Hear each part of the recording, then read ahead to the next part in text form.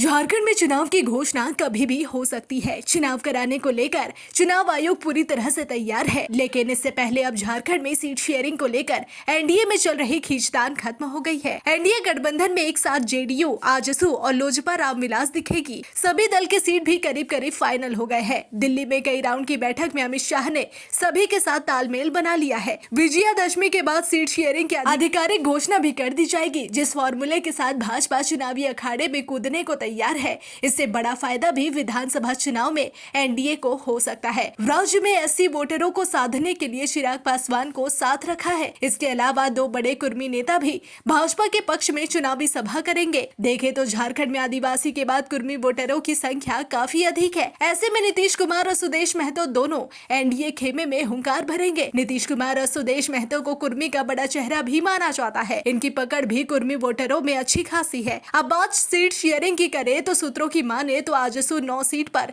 चुनाव लड़ेगी। इसके अलावा जेडीयू 2 और लोजपा रामविलास के खाते में 1 सीट जाने वाली है। इस पर भाजपा केंद्रीय नेतृत्व के साथ हुई बैठक में तय हुआ है। अब इसकी घोषणा भी विजयादशमी के बाद कर दी जाएगी। साथ ही सूत्रों के मुताबिक झारखंड में विधानसभा चुनाव लड़ने वाले प्रत्याशियों की सूची भी भाजपा केंद्रीय नेतृत्व जारी कर सकता है। पहली सूची में 35 सीट पर नाम सामने आएगा। इसके बाद दूसरी सूची भी 1 सप्ताह के अंदर जारी कर दी जाएगी। दूसरी सूची में कई नाम है जिस पर भाजपा आलाकमान मंथन कर रहा है। साथ ही ऐसे प्रत्याशी को खोजने में लगा है जो सीट जिताकर भाजपा की झोली में डाल सके। किसी भी कीमत पर इस बार के चुनाव में कमजोर प्रत्याशी को मौका देने के मूड में नहीं है।